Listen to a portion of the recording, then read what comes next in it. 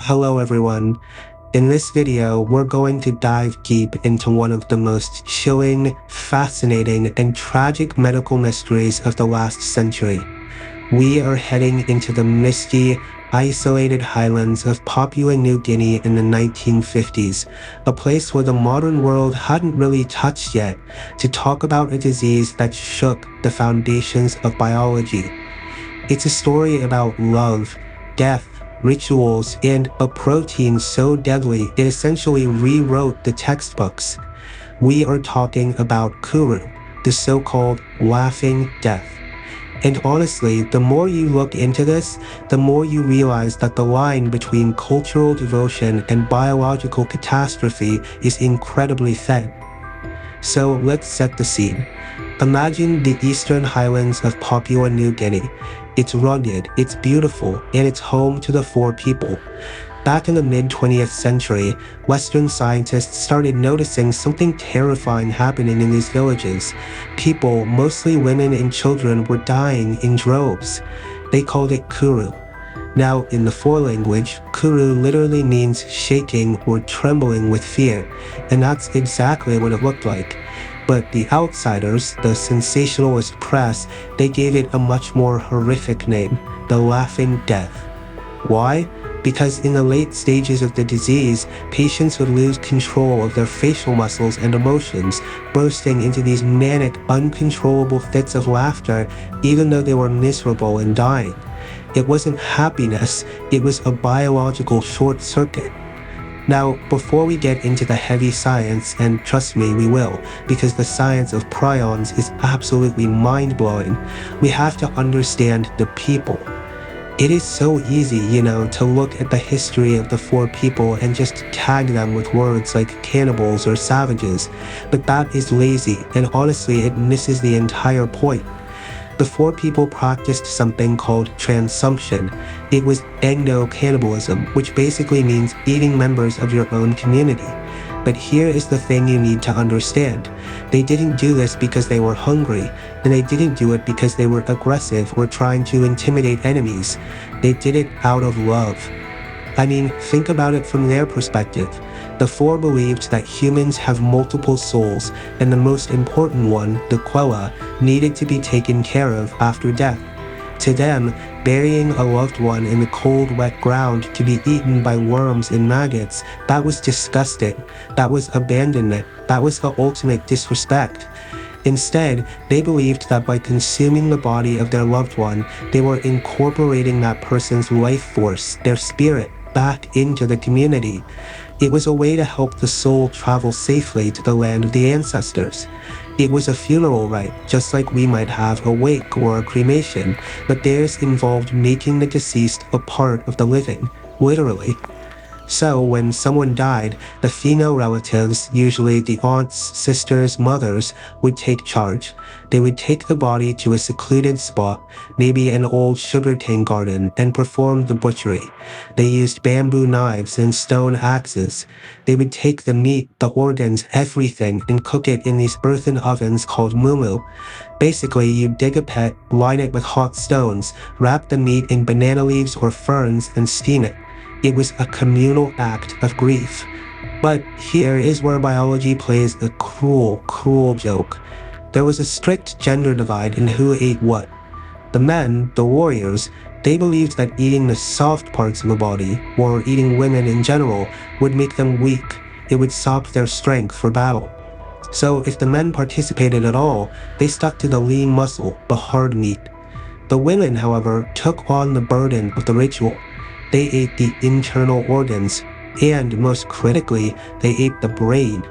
They considered the brain a delicacy, something special to be shared with the children, both boys and girls who are under their care. Now, we know today that the brain is basically ground zero for Kuru. It is where the infectious agent is most concentrated.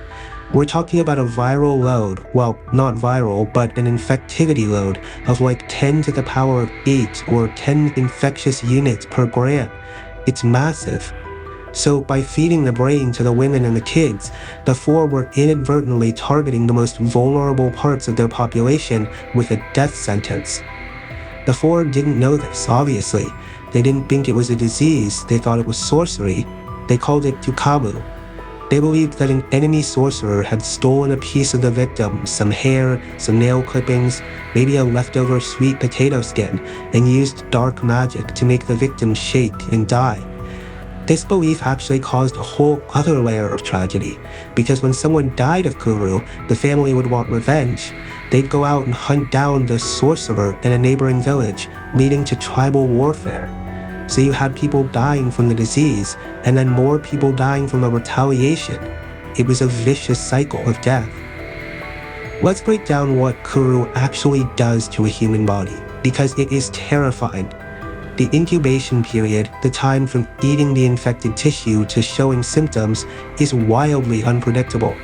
It can be 5 years, or it can be 50 years. Seriously, half a century. You could eat a ritual meal as a child and not get sick until you're a grandparent.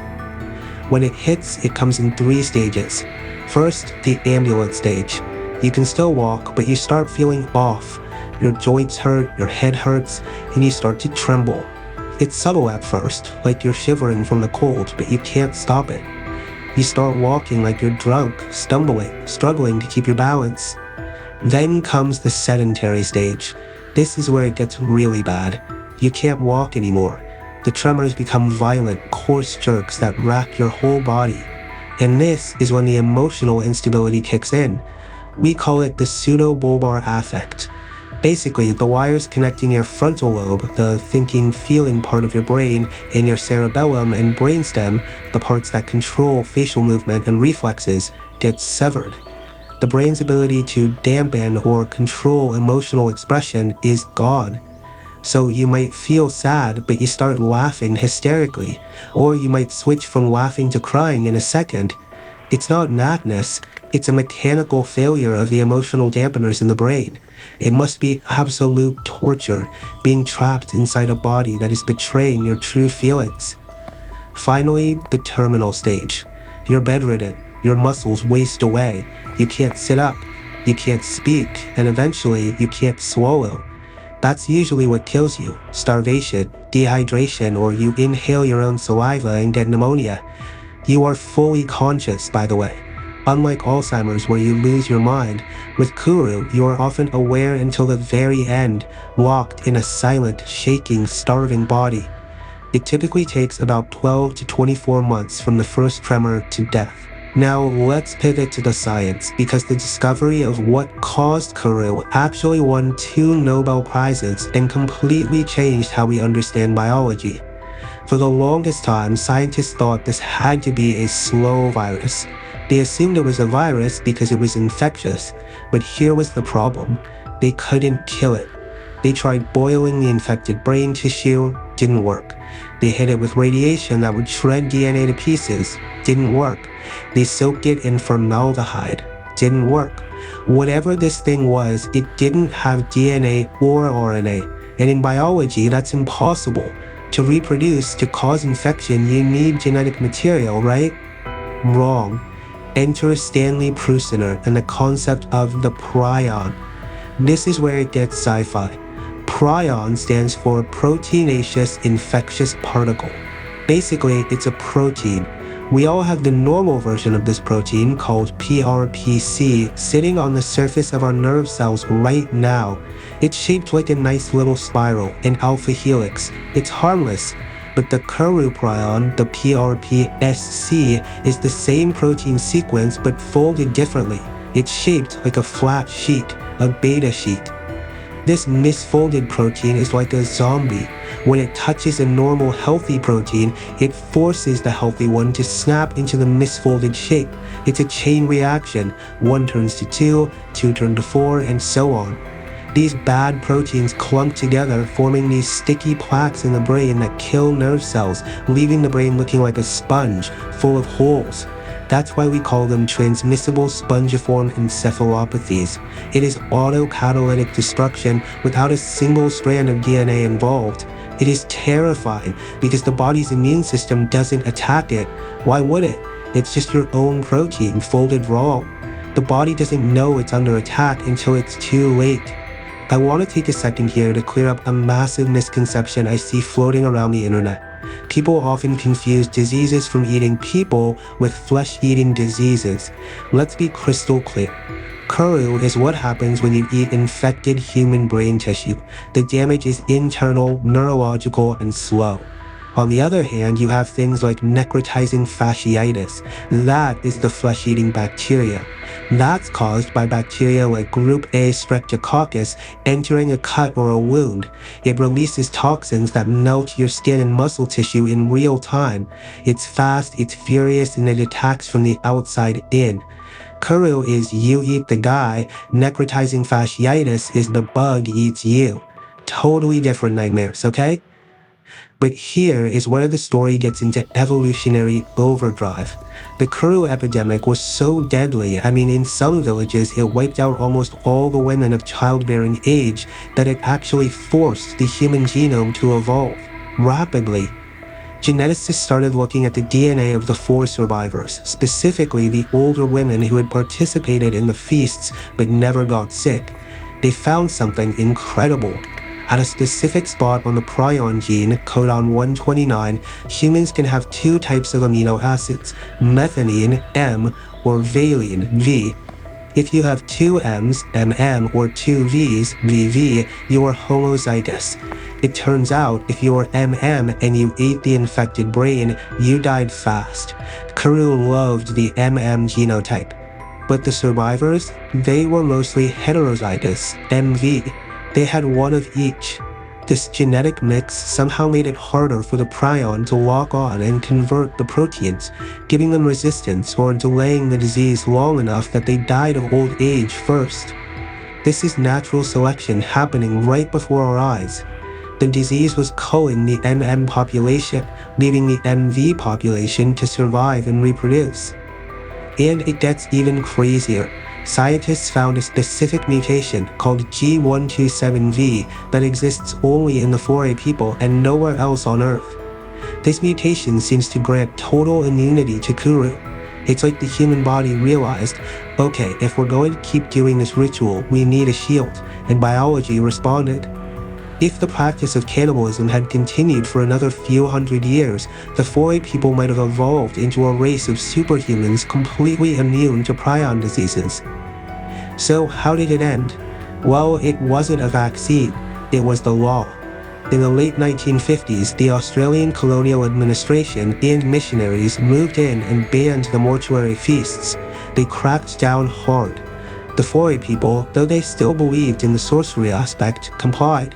They started burying their dead. And slowly, the transmission chain was broken. No more eating brains meant no more new infections. Children born after 1960 are completely free of Kuru. However, because the incubation period is so long, people kept dying. The last known case died in the late 2000s, decades after the last feast was held.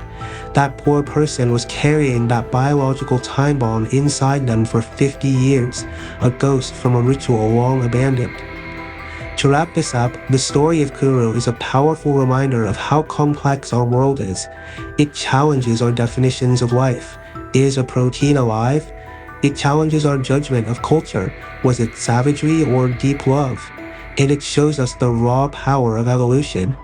The 4A people paid a terrible price, but their tragedy gave humanity the key to understanding Alzheimer's, Parkinson's, and mad cow disease. We learned that proteins can be infectious agents. It's a heavy topic, I know, but it's one of those things where history, culture, and hardcore science collide in the most dramatic way possible. I'd love to hear your thoughts in the comments. Did you know about the difference between the laughing death and flesh-eating bacteria? And what do you make of the 4A's evolution of immunity?